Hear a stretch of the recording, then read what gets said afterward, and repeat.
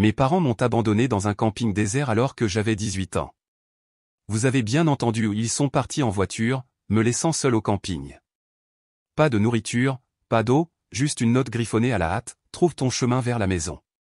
C'est ta leçon. Ils pensaient que cela me ferait grandir, mais ce qu'ils ne savaient pas, c'est que c'était le jour où j'ai décidé de quitter leur vie pour toujours. Bonjour, je m'appelle Brian. J'ai 30 ans et je suis le directeur d'une société de formation aux techniques de survie. Cela semble inhabituel, mais si vous saviez comment j'ai grandi, vous comprendriez pourquoi j'ai choisi ce chemin. Je suis né dans une famille qui avait une façon très peu conventionnelle d'élever ses enfants. Mes parents croyaient que seule la difficulté pouvait façonner une personne forte. Dès mon plus jeune âge, j'ai dû être indépendant d'une manière dont aucun enfant ne devrait l'être, pas d'aide, pas de réconfort, seulement des leçons implacables qu'ils appelaient « préparation à la vie ». Et puis, à 18 ans, ils sont allés trop loin. Ce jour-là, j'ai réalisé que cette famille n'avait jamais été un foyer pour moi. C'était aussi le jour où j'ai décidé de les quitter pour toujours. Ce jour-là était un après-midi d'été brûlant. Le soleil brillait à travers la canopée des arbres, brûlant la terre sèche en dessous. Le bourdonnement des insectes résonnait dans le silence étrange du camping sauvage.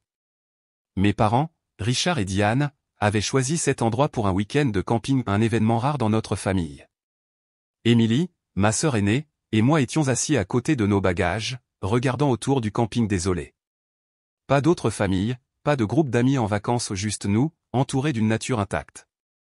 Je ne me souvenais pas de la dernière fois que nos parents nous avaient emmenés en voyage comme celui-ci, mais s'il y avait une chose que je savais avec certitude, c'est qu'ils n'avaient jamais rien fait pour créer des souvenirs heureux. Après avoir installé la tente et rangé nos affaires, nous avons déjeuné, un repas simple composé de sandwichs froids et d'eau en bouteille. Mes parents ont dit que c'était un voyage régulier, mais quelque chose n'allait pas. Ils étaient trop calmes, trop amicaux. Pas de réprimande sur ma paresse, pas de regard scrutateur lorsque je faisais une pause. J'avais l'habitude de leur style parental dur, alors cette soudaine gentillesse m'a rendu méfiant. Mon père s'est détendu, étirant confortablement ses jambes, puis il a dit « Brian, va chercher du bois de chauffage. Nous ferons un feu de camp ce soir. » J'ai regardé autour de moi. Ma sœur, Émilie, m'a brièvement regardé, une lueur d'inquiétude dans les yeux, mais elle n'a rien dit. Ma mère a ajouté, sa voix était étrangement douce, « Ce n'est pas loin. Va y et reviens vite. » Un sentiment étrange m'a envahi, mais je n'avais aucune raison de refuser. Il ne m'avait jamais permis de me relâcher ou de refuser une tâche auparavant. Je me suis levé, j'ai épousseté la poussière de mon pantalon et je me suis dirigé vers les bois, suivant un sentier étroit. Ils avaient raison, la zone n'était pas aussi vaste que je l'avais imaginé. Il me faudrait environ 15 minutes pour rassembler assez de bois de chauffage et revenir. Mais je me suis trompé. Les branches sèches étaient plus difficiles à trouver que prévu, et chaque fois que je me baissais pour en ramasser une, un sentiment d'inquiétude s'insinuait dans mon esprit, un vague sentiment d'agitation, mais je ne pouvais pas dire pourquoi. 30 minutes se sont écoulées lorsque je suis finalement retourné au camping. Tout avait disparu au pas de tente, pas de sac à dos, pas de voiture, aucun signe de mes parents ou d'Émilie. J'ai gelé. Mon cœur battait dans ma poitrine, et mon souffle est soudainement devenu superficiel et rapide. L'ensemble du site a été nettoyé, comme si personne n'y avait jamais campé. Il n'y avait pas de déchets, pas de traces de pneus, juste un silence étrange et étouffant. Et puis je l'ai vu, sur le rocher où nous venions de déjeuner, un morceau de papier était soigneusement posé, comme s'il y avait été placé longtemps auparavant. J'ai avalé difficilement, m'approchant, mes mains tremblantes alors que je le ramassais. L'écriture désordonnée me fixait, « Trouve ton chemin vers la maison. » C'est ta leçon. Je l'ai lu encore et encore, mais les mots n'ont jamais changé. D'abord, j'ai pensé que c'était juste une blague, ils ont peut-être simplement déplacé le camping quelque part à proximité. J'ai respiré profondément, essayant de rester calme, et j'ai crié fort, « Papa. Maman. Émilie. » Pas de réponse, seul le bruit du vent qui bruissait à travers les arbres était audible. Ce camping avait généralement des visiteurs, mais aujourd'hui, pas une seule âme. Un sentiment de panique croissant a commencé à s'installer dans mon esprit. J'ai avalé difficilement. Pourquoi cela arrive-t-il? La question a résonné dans mes pensées. Sans hésitation, j'ai sorti mon téléphone et j'ai composé le numéro de ma mère. Appel échoué. J'ai regardé l'écran, mon signal était faible, à peine une barre vacillante. Une vague d'anxiété m'a envahi. Je ne pouvais pas rester ici, j'avais besoin de sortir avant la nuit. J'ai commencé à marcher le long du sentier qui sortait du camping, gardant les yeux sur le signal de mon téléphone. Après environ 2 miles, la sueur a coulé sur mon front, mais mon signal s'est finalement stabilisé. J'ai immédiatement rappelé ma mère. Elle a décroché après 3 sonneries. Avant qu'elle ne puisse rien dire, j'ai expiré brusquement, ma voix pleine de frustration, « Arrête de jouer.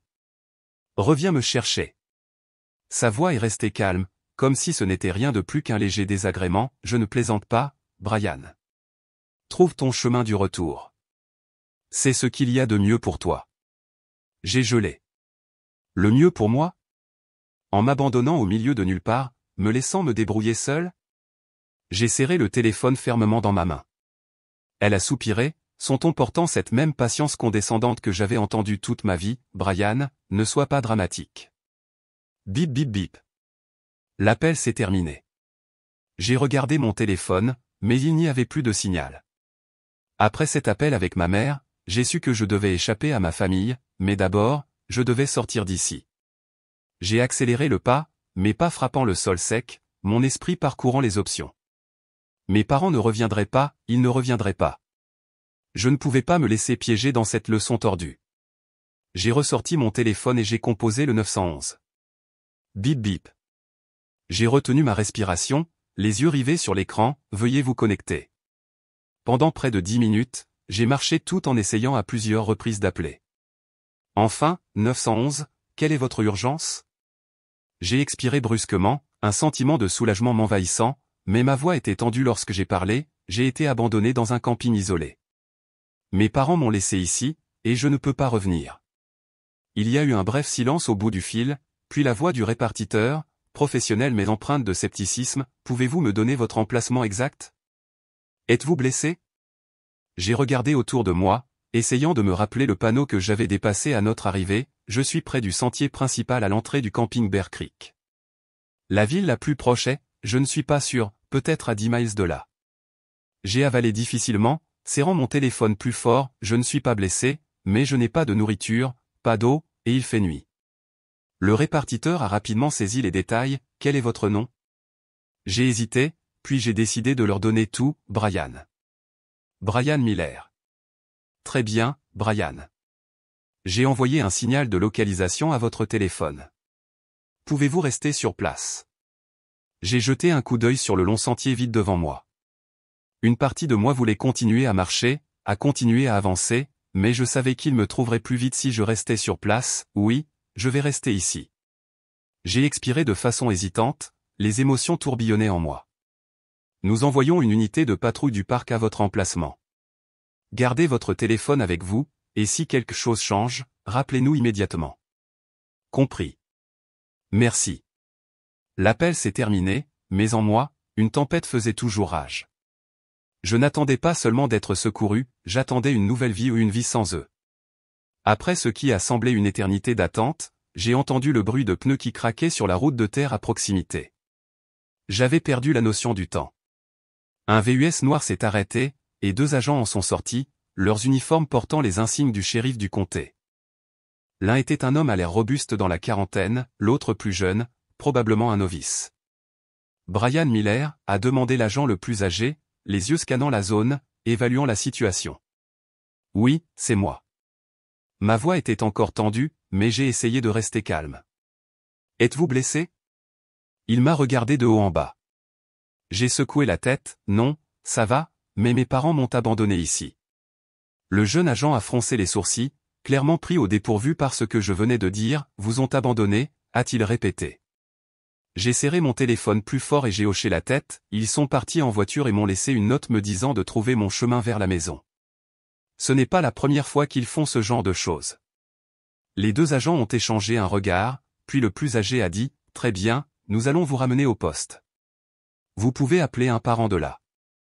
Nous contacterons également vos parents. » 30 minutes plus tard, j'étais assis au poste de police, une tasse de café fumante sur la table devant moi, intacte. La pièce était étrangement silencieuse. Je n'étais pas censé être ici, mais c'était le choix que mes parents avaient fait. Dès mon arrivée, j'ai appelé l'oncle Jacques, La seule personne de la famille qui se soit jamais exprimée contre la façon dont mes parents nous avaient élevés. Pendant ce temps, un autre agent était au téléphone avec mes parents. 2 heures plus tard, ils sont tous arrivés. Mes parents, Richard et Diane, sont entrés sans la moindre trace d'inquiétude ou aucun regret, aucune panique d'avoir abandonné leur fils au milieu des bois. Au lieu de cela, ils avaient l'air irrités. Juste derrière eux, l'oncle Jacques est entré, le visage tendu. Un seul coup d'œil à ses yeux, et j'ai su qu'il était prêt à exploser. L'agent derrière le bureau a parlé, son ton calme mais ferme, « Êtes-vous les parents de Brian Miller ?» Mon père a croisé les bras et a hoché la tête, « C'est exact. » Y a-t-il un problème? L'agent a jeté un coup d'œil au rapport devant lui avant de lever les yeux, « Le problème est que votre fils a appelé le 911 après avoir été laissé seul dans un camping isolé. Selon le rapport, vous êtes parti en voiture sans l'informer. Est-ce exact? » Ma mère a soupiré, croisant les bras, clairement agacée par le désagrément, « Oui, c'est exact. Mais il a 18 ans. Nous ne considérons pas cela comme un abandon. Nous lui apprenions une leçon de la vie réelle. » Cette phrase m'a semblé une gifle. J'ai serré les poings sous la table, essayant de rester calme. L'agent a légèrement incliné la tête, son ton lent, « Savez-vous que vos actes pourraient être considérés comme un abandon d'une personne à charge? » Il n'avait aucun moyen de transport, de nourriture, d'eau ou de moyen immédiat de contacter qui que ce soit. Mon père s'est moqué, « Ce n'est pas un enfant. Il est plus que capable de prendre soin de lui-même. Nous n'avons rien fait de mal. » L'oncle Jacques, qui était resté silencieux jusqu'à présent, a soudainement frappé la table de sa main, « Rien de mal, Richard? Vous avez laissé votre fils bloqué dans les bois comme un idiot imprudent. Comprenez-vous même ce que sont les limites? » Ma mère lui a jeté un regard noir, « Ne t'en mêle pas, Jacques. Ce ne sont pas tes affaires. » Pas mes affaires, il a lancé un rire amer. Tu sais combien d'années je vous ai averti de cela? Pensez-vous que le rôle de parent consiste à jeter votre enfant dans le désert et à lui dire de survivre? Ce n'est pas un entraînement militaire.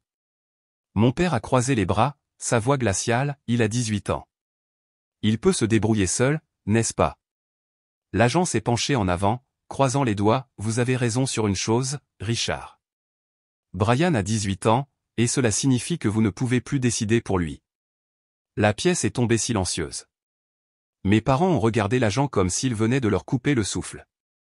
L'oncle Jacques s'est tourné vers moi, sa voix plus douce maintenant, « Brian, tu peux rentrer à la maison avec moi.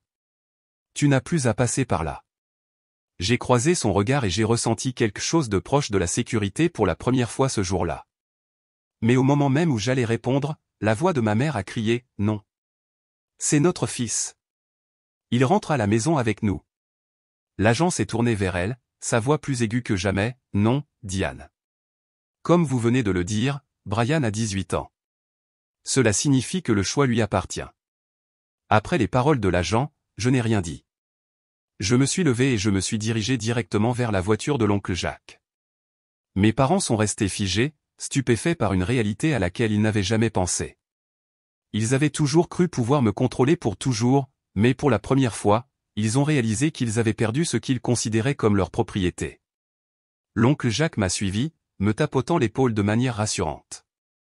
Je n'avais pas besoin de regarder en arrière, mais je l'ai fait. Je me suis tourné pour les regarder, Richard et Diane, les personnes qui m'ont donné la vie mais qui ne m'ont jamais vraiment traité comme leur fils, considérez-moi comme mort à partir du moment où vous m'avez laissé dans cette forêt. Ma voix était étrangement calme, mais chaque mot était tranchant comme une lame. La bouche de ma mère s'est ouverte, comme si elle cherchait quelque chose à dire, mais aucun mot n'est sorti.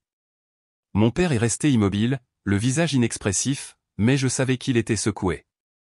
Je me suis détourné et j'ai continué à marcher. Il n'y avait plus rien à dire, plus rien à me retenir. Ce soir-là, je n'ai pas pu dormir. La maison de l'oncle Jacques était calme, mais tout était insupportablement fort dans ma tête. Les souvenirs jouaient comme un vieux film qui rembobinait, des scènes que j'avais essayé de oublier. Je me suis souvenu du moment où ma mère m'avait délibérément laissé derrière moi dans un supermarché. J'avais 10 ans. Une seconde, je lui tenais la main, la suivante, elle était partie, disparaissant dans la mer de Jean. J'ai paniqué, courant dans les allées, l'appelant en larmes. 15 minutes plus tard, je l'ai enfin trouvée. Lorsque je me suis effondré, elle est restée là, les bras croisés, complètement imperturbable, tu as trouvé ton chemin, n'est-ce pas? Bien. Maintenant, tu sais comment prendre soin de toi. Pas de câlin, pas d'excuses, juste une froide indifférence, comme si je n'étais rien de plus qu'un animal en cours d'entraînement. Quand j'avais 12 ans, j'ai demandé à Émilie de m'aider avec mes devoirs. Puis ils l'ont découvert, personne ne peut t'aider avec tes devoirs, a crié mon père. Si tu n'y arrives pas seul, tu mérites d'échouer. Ce soir-là, ils m'ont forcé à étudier seul jusqu'à 2 heures du matin, pas de manuel, pas de conseils, juste la lueur faible d'une lampe et des chiffres que je ne pouvais pas comprendre. Et Émilie? Elle a aussi été punie, pour m'avoir aidé. Quand j'avais 16 ans, j'avais une forte fièvre. Ma tête tournait, mon corps brûlait, et j'étais trop épuisé pour même m'asseoir. J'ai supplié ma mère de me laisser rester à la maison de l'école. Elle a refusé, sa voix froide et détachée, la vie ne s'arrête pas juste parce que tu ne te sens pas bien. Lève-toi. Alors je me suis traîné à l'école ce jour-là. À midi, je n'en pouvais plus. Je me suis effondré sur mon bureau, tout mon corps tremblant. Le professeur a dû appeler l'infirmière, et ce n'est que lorsque l'école l'a contacté que ma mère est finalement venue me chercher. Mais elle n'a jamais demandé si j'allais bien. Elle était en colère que je l'ai gênée pendant ses heures de travail. Et maintenant, à 18 ans, ils m'ont abandonné une fois de plus. Épuisé, je me suis endormi sans même m'en rendre compte. Le lendemain, mes parents se sont présentés chez l'oncle Jacques à 8 heures. Des coups de poing colériques et impatients ont résonné à la porte, au plus de frustration que d'inquiétude. J'étais assis dans la cuisine, serrant ma tasse à café, sans intention de me lever. Dehors, la voix de mon père a retenti, forte et irritée, « Jacques. Ouvre la porte. Nous devons parler à Brian. » L'oncle Jacques a soupiré, a posé son journal et s'est levé avant d'ouvrir la porte. Il m'a regardé en silence, me demandant si je voulais les voir. Je n'ai rien dit, j'ai juste secoué la tête. La porte s'est ouverte. L'oncle Jacques est resté ferme, sa voix inébranlable, « Il ne veut pas vous voir. » Ma mère a immédiatement essayé de le dépasser, mais il l'a bloqué, « C'est notre fils. Il appartient à la maison avec nous », a-t-elle lancé. L'oncle Jacques n'a pas bougé, les yeux froids, « Vous avez toujours le culot de l'appeler votre fils ? De demander qu'il rentre à la maison. » Il a incliné le menton vers eux, sa voix baissant, « Vous l'avez abandonné dans les bois et vous vous attendez à ce que tout revienne. À la normale ?» Le sourcil de mon père s'est froncé, il a essayé de paraître calme, mais l'irritation s'est infiltrée dans son ton, « Ce n'était qu'une leçon, Jacques. Brian exagère. » L'oncle Jacques a lancé un rire sec et sans humour, les yeux remplis de dégoût, « Une leçon qui aurait pu laisser votre fils mort dans la forêt sans que personne ne le trouve, Richard ?» Ma mère a croisé les bras, sa voix devenant provocatrice, « Ce ne sont pas tes affaires, Jacques. Ne t'occupe pas des affaires de notre famille. » L'oncle Jacques a inspiré profondément, puis a parlé lentement et délibérément, chaque mot tombant comme un marteau, « Non, Diane. Au moment où vous avez abandonné Brian, au moment où il a dû appeler le 911 pour se sauver, c'est à ce moment-là que cela a cessé d'être uniquement les affaires de votre famille. » Silence. Pour la première fois, ils n'ont pas répondu. Autre chose? La patience de l'oncle Jacques était épuisée. Sinon, partez. Ils ont hésité quelques secondes, comme s'ils attendaient quelque chose, mais rien n'est arrivé. Finalement, ma mère s'est détournée, emmenant mon père avec elle. Ils sont descendus du Porsche, sont montés dans leur voiture et sont partis. Et c'est la dernière fois que je les ai vus pendant des années. J'ai eu l'image finale de leur départ de la maison de l'oncle Jacques, ne portant que leur fierté et leur échec. 2 semaines plus tard, j'ai reçu un courriel confirmant mon admission au programme d'administration des affaires de l'Université de Californie à Berkeley. J'ai cligné des yeux plusieurs fois, le relisant à plusieurs reprises, presque peur de l'avoir mal lu. Une fois que j'ai été sûr que c'était réel, j'ai posé mon téléphone sur la table et j'ai expiré profondément, laissant le poids s'installer avant de partager la nouvelle avec l'oncle Jacques. Il était dans le salon, réparant soigneusement une vieille radio. Un léger clic a résonné lorsqu'il a serré une vis desserrée avec un tournevis. Lorsqu'il m'a remarqué debout là, il a levé les yeux, son regard interrogateur. J'ai été accepté, ma voix était plus calme que je ne l'aurais cru, mais à l'intérieur, tout était en ébullition. L'oncle Jacques n'a rien dit tout de suite, il m'a étudié un instant, puis a légèrement hoché la tête, le coin de sa bouche s'est légèrement relevé ou une subtile expression de fierté à sa manière, « Bien. Maintenant, fais tes valises. Je vais t'aider à emménager dans le dortoir. » Pas de félicitations excessives, de larmes ou de câlins dramatiques comme dans certaines émissions de télévision, juste de la reconnaissance, de la confiance, et pour moi, c'était assez. Le jour où j'ai emménagé dans mon dortoir, mes seules possessions étaient une petite valise et un sac à dos. Je me suis déballé seul, regardant autour de la pièce modeste mais calme. Il n'y avait plus de tension chaque fois que je franchissais une porte, plus de peur d'être contrôlé ou jugé, mais la liberté s'accompagnait de responsabilités. Sans soutien financier de ma famille, j'ai dû tout gérer de manière indépendante. J'ai contracté un prêt étudiant à faible taux d'intérêt pour couvrir les frais de scolarité et j'ai immédiatement commencé à chercher un emploi. À 5 heures du matin, mon quart de travail a commencé dans un café du campus. Les premières semaines ont été difficiles, rester derrière le comptoir et préparer du café sans arrêt avant le lever du soleil n'était pas facile, mais je me suis adapté d'une manière ou d'une autre. Avoir un horaire chargé m'a fait sentir plus ancré. Le week-end, je prenais l'autobus pour rendre visite à l'oncle Jacques. Sa maison n'était pas trop loin, mais juste assez loin pour me donner l'impression de m'éloigner de l'intensité de la vie universitaire.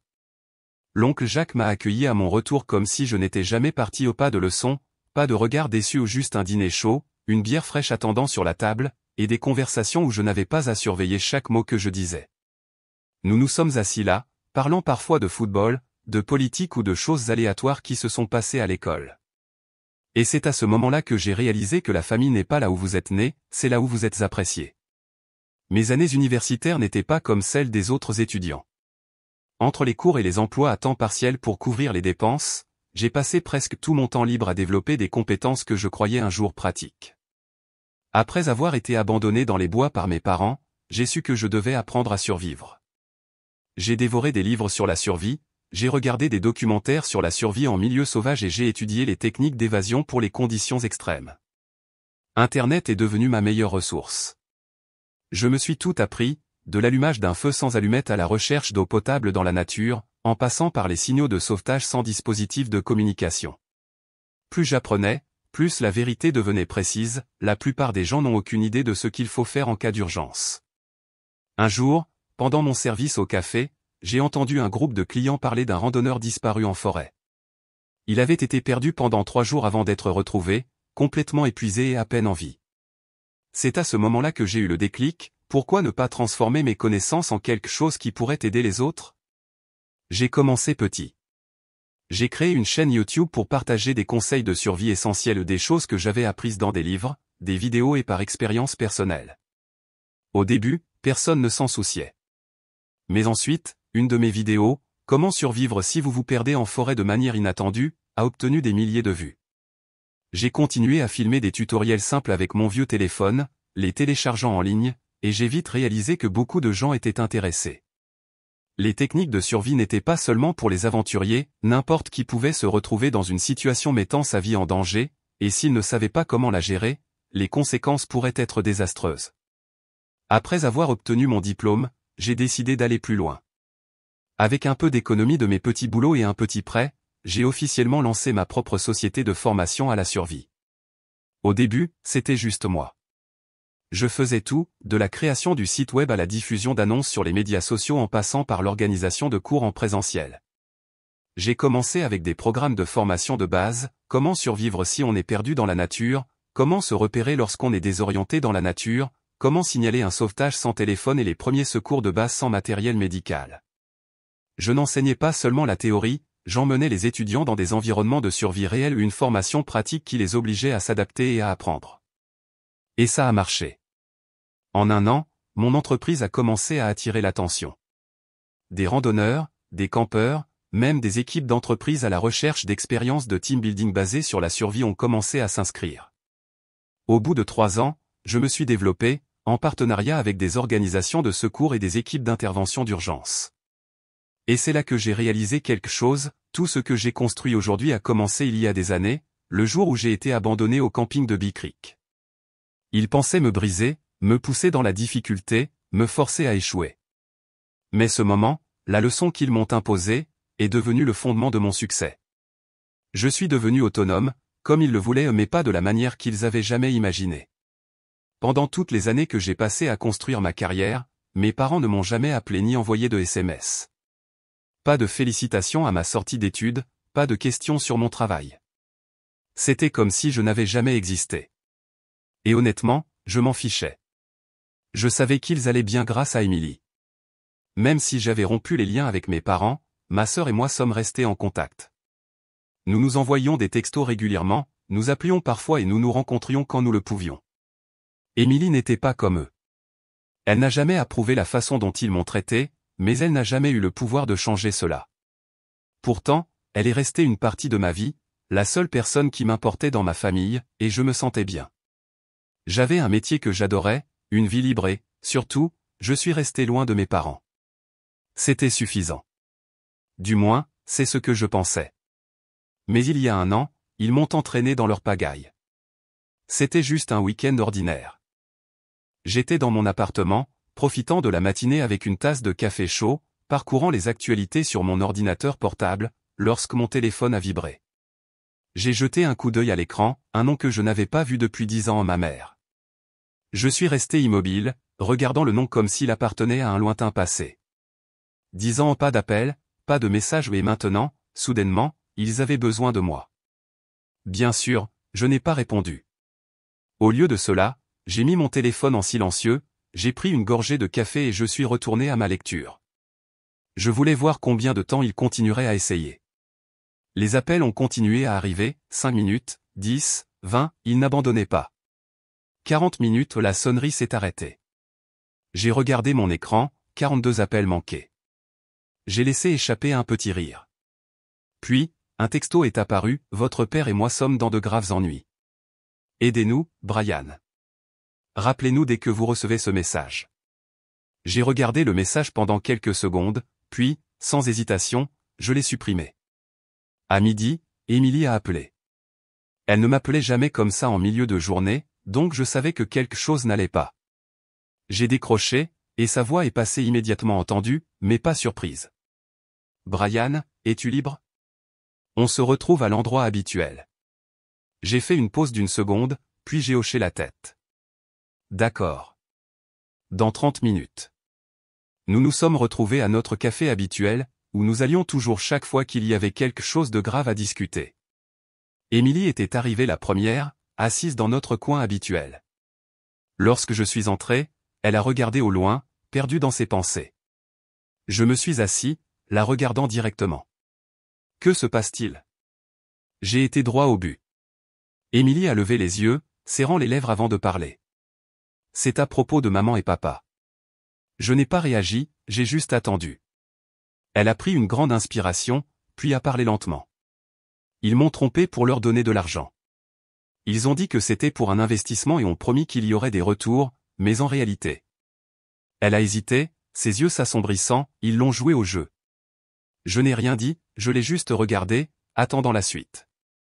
Non seulement ça, la voix d'Émilie a baissé, empreinte de colère, mais ils ont également contracté un prêt hypothécaire sur la maison. Je les ai entendus parler, et c'est à ce moment-là que j'ai réalisé qu'ils avaient tout perdu.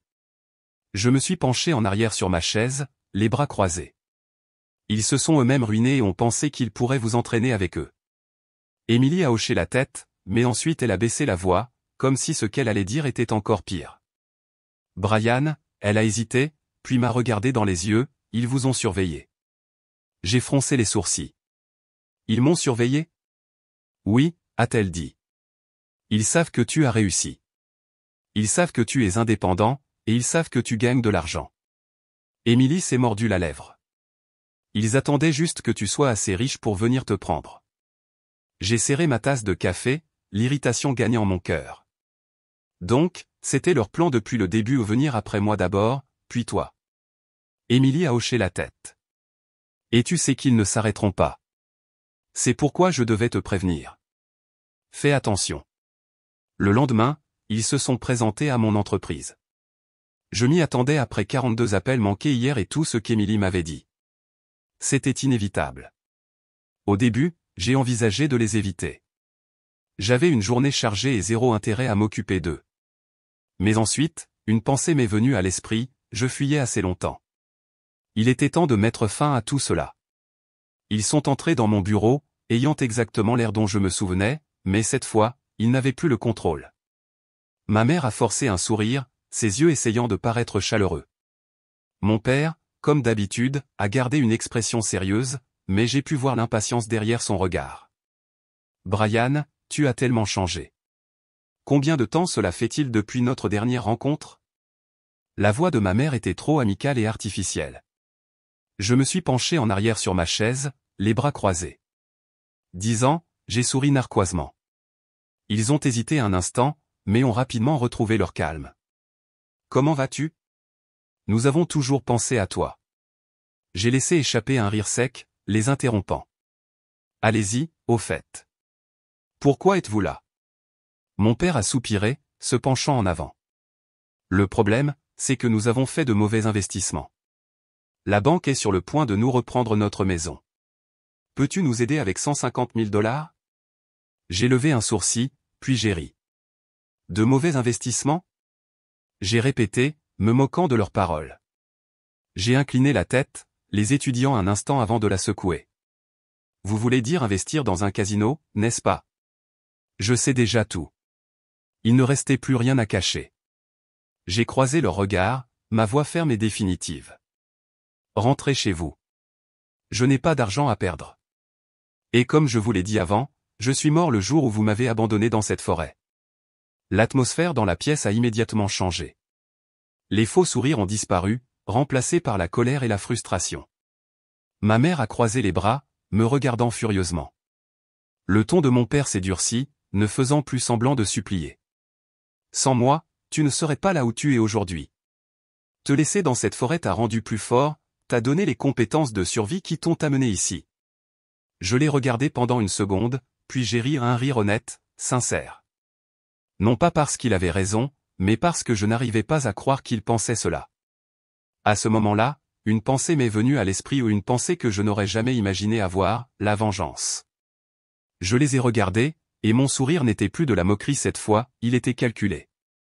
D'accord, ma voix était étrangement calme. Vous avez besoin de 150 000 $ pour récupérer la maison, n'est-ce pas? Bien. Je vais vous donner 250 000, 150 000 pour sauver la maison, 100 000 $ de plus pour votre retraite. Qu'est-ce que vous en pensez? Ils ont gelé pendant une seconde, puis la colère a disparu. Pour la première fois de toute la conversation, ma mère a souri. Brian, je savais que tu tenais encore à nous. Sa voix était d'une douceur esséurante. Mon père a hoché la tête, le scepticisme remplacé par la satisfaction. Mais ensuite, j'ai continué. Cependant, j'ai une condition. L'air dans la pièce est devenu glacial. Silence. Ils ont attendu. J'ai croisé les bras et les ai regardés droit dans les yeux. Je vais vous abandonner dans la forêt. La bouche de ma mère s'est ouverte. Le visage de mon père s'est assombri, ses sourcils se fronçant. J'ai parlé lentement et clairement, en mettant l'accent sur chaque mot, si vous pouvez vous en sortir en 3 jours, je vous donnerai l'argent. Quelques secondes de silence de mort. Puis mon père a claqué sa main sur le bureau. Tu petit bâtard ingrat. C'est comme ça que tu traites tes parents? J'ai haussé les épaules. Votre choix. Personne ne vous force. Calmement, j'ai appuyé sur un bouton de mon téléphone de bureau. Sécurité, veuillez escorter nos invités à la sortie. 2 agents de sécurité sont entrés. Mes parents se sont levés d'un bond, le visage rouge de rage. Tu vas le regretter, a hurlé ma mère alors qu'ils étaient poussés vers la porte. Je n'ai pas répondu.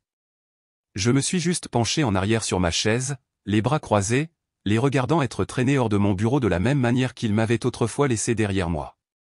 Je pensais que c'était fini. Hier, mes parents avaient été chassés de mon entreprise, ne pouvant plus se raccrocher à rien. J'avais rompu les liens avec eux une fois pour toutes. Mais je les ai sous-estimés. Le lendemain, mon téléphone n'a pas cessé de vibrer. Au début, je l'ai ignoré. J'avais une routine, profiter d'une matinée tranquille, préparer du café et consulter mes emails professionnels avant de sortir. Mais les appels ont continué à arriver, l'un après l'autre. Puis mon agent de sécurité a appelé. J'ai froncé les sourcils et j'ai décroché. Patron, on a un problème, sa voix était tendue. Vous ne voudrez peut-être pas venir aujourd'hui. J'ai fait une pause. Pourquoi? Il y a une foule de journalistes dehors, caméra, micro, toute une foule. Les médias sont après vous. Une vague d'irritation a monté dans ma poitrine. Qu'est-ce qu'ils ont fait maintenant? À ce moment-là, mon téléphone a vibré à nouveau mon assistante. J'ai répondu, et sa voix était tremblante. Brian, as-tu vu la vidéo? J'ai froncé les sourcils. Quelle vidéo? Elle a pris une grande inspiration. Elle est partout. Je viens de vous envoyer le lien. Regardez-la maintenant. J'ai ouvert mon téléphone et j'ai cliqué sur le lien. Une vidéo est apparue. J'ai appuyé sur lecture, et j'ai immédiatement compris. Mes parents avaient modifié l'enregistrement d'hier. Il n'y avait aucune image d'eux qui mendiaient de l'argent, aucun contexte sur leur dette de jeu, ni sur leur tentative de me manipuler. Il n'était pas question de l'offre financière que j'avais faite, juste un seul extrait, moi assis à mon bureau, les regardant dans les yeux, ma voix froide et nette, je vais vous abandonner dans la forêt. Je vous donnerai l'argent si vous survivez pendant 3 jours. C'est tout. Rien avant, rien après, juste cette phrase, me faisant passer pour un monstre sans cœur essayant de rejeter mes parents pour se venger. Sous la vidéo, les commentaires étaient un incendie de colère, qui traite ses parents comme ça? Ce type est devenu riche et a oublié qui l'a élevé. Quel fils cruel et ingrat. Ils se sont occupés de lui pendant des années, et maintenant il veut les jeter dans la nature. J'ai regardé l'écran, une sensation de froid se répandant dans mon corps. Ils ont fait ça. Ils sont allés jusque-là. Dès que la vidéo s'est terminée, mon téléphone a sonné à nouveau l'oncle Jacques. J'ai décroché. Brian, ça va? Sa voix était basse, tendue. Je viens de voir la vidéo. J'ai fermé les yeux, prenant une grande inspiration. Je peux gérer ça. Je n'étais pas surpris qu'il appelle. Il savait que je n'étais pas le genre de personne que la vidéo dépeignait, mais il savait aussi à quel point les médias pouvaient être impitoyables.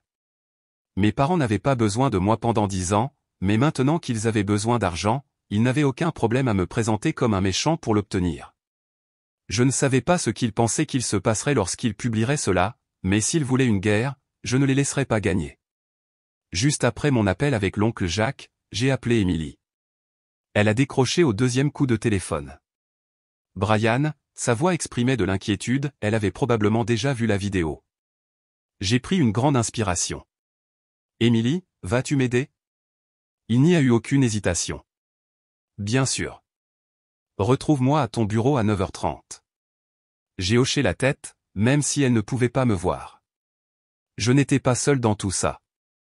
Après avoir raccroché avec Émilie, j'ai appelé mon assistante. Elle a répondu immédiatement, sa voix tendue. Patron, ça empire. Les médias sont partout.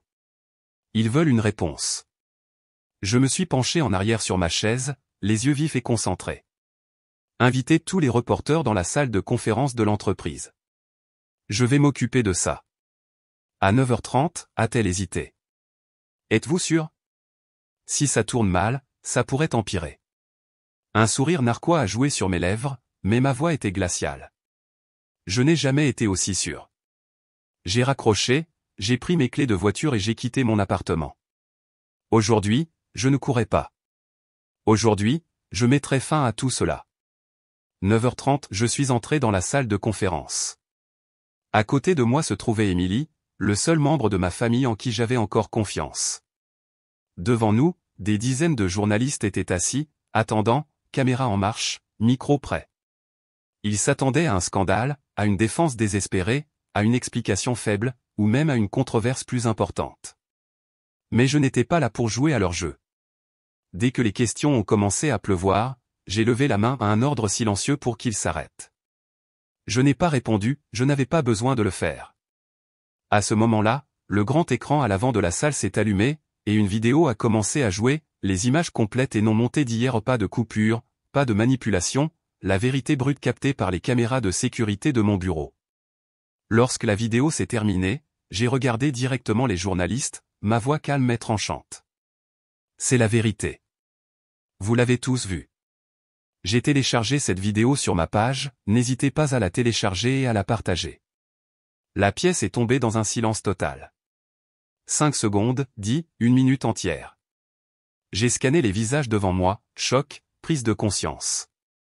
Les journalistes qui s'étaient précipités pour me condamner étaient maintenant en train de traiter le fait qu'ils avaient été manipulés.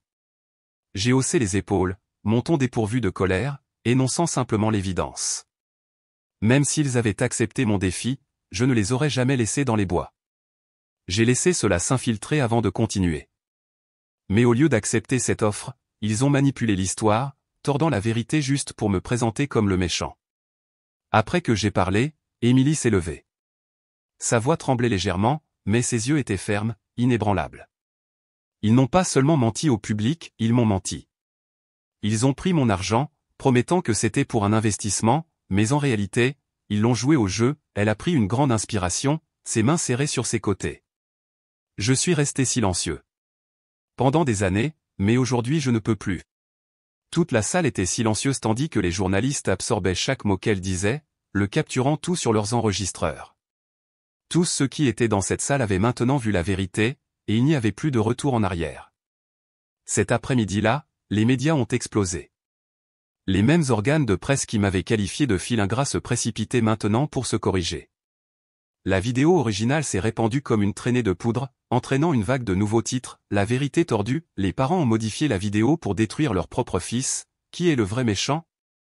L'histoire complète de Brian laisse le public sous le choc, les parents ont dilapidé la confiance de leur fils, tout pour de l'argent. Je me suis assis dans mon bureau, parcourant quelques articles, mais je n'ai ressenti aucune satisfaction. Je n'avais pas besoin des médias de mon côté, j'avais juste besoin que la vérité soit connue. J'ai déverrouillé mon téléphone et j'ai fait défiler leurs numéros une dernière fois. Puis je les ai bloqués un par un sans hésitation et enfin, j'ai supprimé leurs numéros, tout comme ils m'avaient effacé de leur vie il y a 10 ans. Avant de quitter le bureau, j'ai donné un dernier ordre à la sécurité, s'ils viennent me chercher, rejetez-les. Si nécessaire, appelez le 911. Je ne leur donnais pas une autre chance. Cette fois, c'est moi qui fermais la porte, et elle ne s'ouvrirait plus jamais. 1 an s'est écoulé depuis ce jour. La vie s'est poursuivie sans encombre encore mieux qu'avant. Mon entreprise prospère, et je n'ai plus été dérangé. Plus important encore, je ne pense plus à eux. Mais parfois, les nouvelles parviennent encore jusqu'à moi, même lorsque je ne les demande pas. Un après-midi, alors que j'étais assis dans mon café habituel, l'oncle Jacques a appelé. « Brian, veux-tu entendre parler de tes parents ?» Je suis resté silencieux pendant quelques secondes, puis j'ai haussé les épaules. « Bien sûr, vas-y. » Il a légèrement soupiré avant de me dire qu'ils avaient quitté la ville et déménagé ailleurs. Personne ne savait exactement où, mais il était clair qu'ils avaient tout perdu. Par un parent éloigné, j'ai appris que leur vie était maintenant misérable. Je n'ai pas demandé de détails, et pour être honnête, je m'en fichais. Ils ont fait leur choix, et voici ma vie. Mon histoire est terminée, mais maintenant je veux vous demander, mon cher public, qu'auriez-vous fait si vous étiez à ma place? Pensez-vous que j'ai été trop dur, ou ont-ils obtenu ce qu'ils méritaient? Faites-moi part de vos réflexions dans les commentaires ci-dessous. J'aimerais connaître votre point de vue. Et si vous aimez les histoires comme celle-ci, cliquez sur le bouton d'abonnement pour ne pas manquer la suivante. À bientôt dans l'histoire suivante. Au revoir.